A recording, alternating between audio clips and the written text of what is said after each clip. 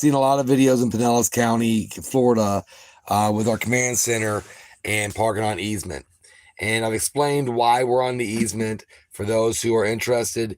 We were in Arizona at the Sandstones property, which if you might want to stop by, we have a big amphitheater there. You'll see videos about that on our channel too. And that's the retreat that we set up for displaced people around the country that we meet, and we built a community there. We have a big amphitheater, and that's where we spend most of our time. My father got older, and he lives out here in Florida, and he's in Pinellas County, so he called us up, and he hasn't known his grandkids. We've been out west, so we drove. We loaded the whole family up, and we drove around the country, across the country, to be close to him. Get here, we find out he's in an HOA. HOA doesn't want the RV there. I've got an old desert truck. They don't like that scene. The RV park we ended up staying in also didn't like the scene. So after a month, they's like, can you head on out? Well, we started staying on the easement. Really, we're self-contained. We don't really need it to pay for any plugins. We're all self-contained. The RV, we spent a lot of money and time and effort into making sure that we could park indefinitely in the middle of the woods, in the middle of the desert. It doesn't really matter. That being said, when we park on the easement in Pinellas County while we're waiting on the Hillsborough County, the criminal case with Israel and the arrest in Tampa, we're doing the criminal part and then doing the civil part after. And we already have the lawyer working on all that. But while we wait on that, we have to be in the area to go to court.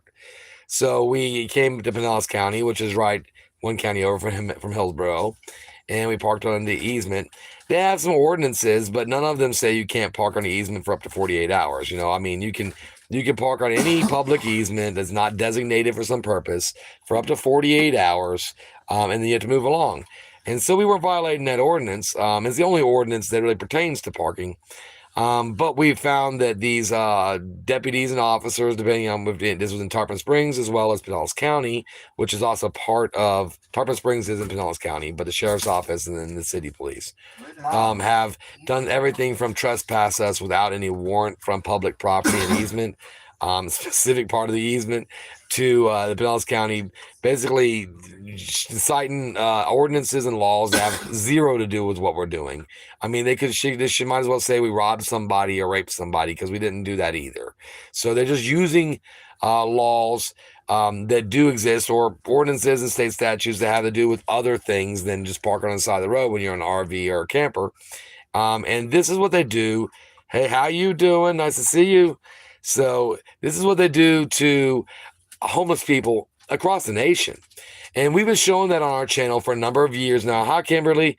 A number of years we've been showing that how homeless are treating. Oh, I'm sorry to hear about your cancer. I really am. Oh, I must stop talking about the chats for right now. We've been studying this homelessness bigotry across the country for about 12 years now. And we started a church back in 2013. And it was focused on helping homeless people with their needs, and people who are displaced, even temporarily. We bought properties in both Florida and Arizona to help with displaced people and give them their own lots and their own place, and then buy them trailers sometimes. We've done all kinds of things to make sure people are housed. And so we focused on that element of our service. And what we found ourselves doing is more auditing, because the government officials are trying to criminalize homelessness. There's nothing illegal about being in an RV and not being at your house in Arizona, being 2,000 miles away. But here in Florida, most of the RV parks are 55 and older. They have discrimination against families, which is obviously against the protected class, the familial class. And then they also have, where my daughter is 19, she has got level 3 autism. And let me show you what I mean by level 3 autism. Hey, Scarlett, say hi. No. You want to say hi? No. So she's not going to say hi. And that's what level 3 autism looks like. You're not going to get a whole lot from her other than a fit. She doesn't want to be messed with. Then I ride with my family. My son's 15. This is Blade. Say hi. That's Blade. Hi. And then my wife, Michelle, who is busy looking at her own screen. And then we have Israel. Israel's been with us. We've been riding for years. He was gone for a couple of years in Albuquerque, and then we run homeless audits, and we collect data about how governments treat homeless people in their area, and whether they're using ordinances that were created for traffic flow issues, um, and various other issues, and then using them to disparage homeless people. And that's what we're doing here. So you're going to see a lot of videos about Pinellas County. We're going to go and show that someone in a camper can't legally park well, they can. We aren't breaking the law, but the cops will treat it like it's a crime on public easement. There's no options in the RV parks. And we'll show the way they are treated. Homeless people are treated, or even people in RVs or cars or tents, whatever the hell they happen to be in, across this county. And then we will file the 42 USC 1983 once we have enough of the data stacked up to show the quantitative data, because they've given us qualitative data on every single interaction. So once we have all that stacked up, and then we'll file our 1983 with all those damages, kind of like the FBI would do an investigation on a RICO. We're basically doing it the same way. And that's what we're doing in the Pinellas County audits. Then we will head back to Hillsborough County, finish out the criminal thing there, and get right back to auditing as we move back over to Arizona. And you'll see these audits as we move from state to state and how the different laws affect the homeless where they're at. And that is, I hate how many complain about homelessness, but they never give solutions. Right, exactly.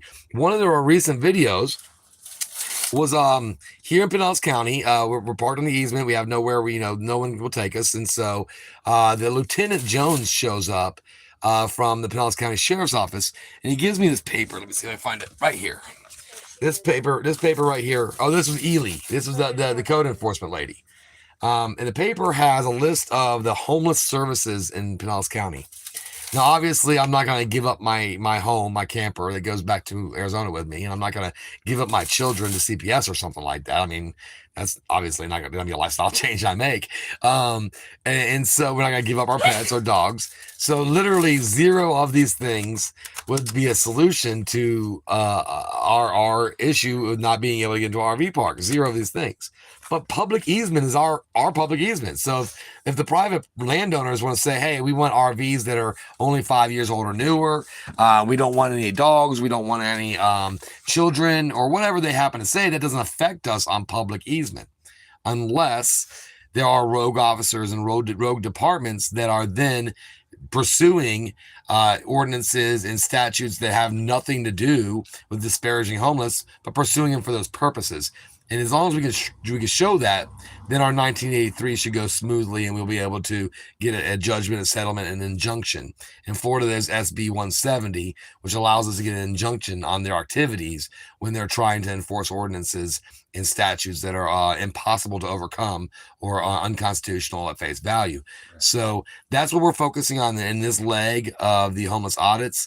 We're not doing a lot of sign auditing right now.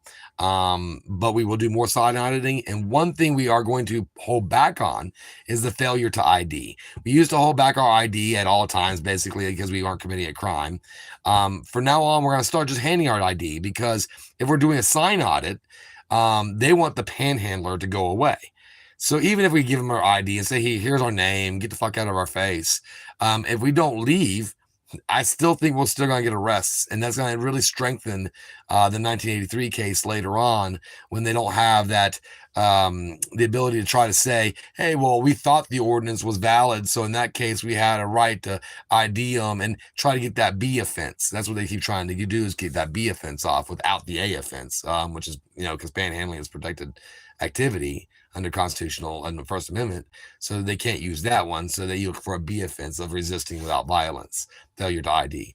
So we're going to start not giving them that extra bit of ammunition, and just shut that down by giving the ID, and then following up, will just continue to hold the sign and see if they do arrests at that point in time, and have a stronger 1983 case as we build these offenses into a strong case federally. So I thank you all. This is Andrew. I appreciate your time tonight. Love you so much, and have a grateful night now. How do I turn this shit off? Don't mind me. I don't do this live very often. Brown chicken, brown cow. Brown chicken, brown cow. I have no X, maybe. Are you sure you want to stop the streaming? Yes, I do.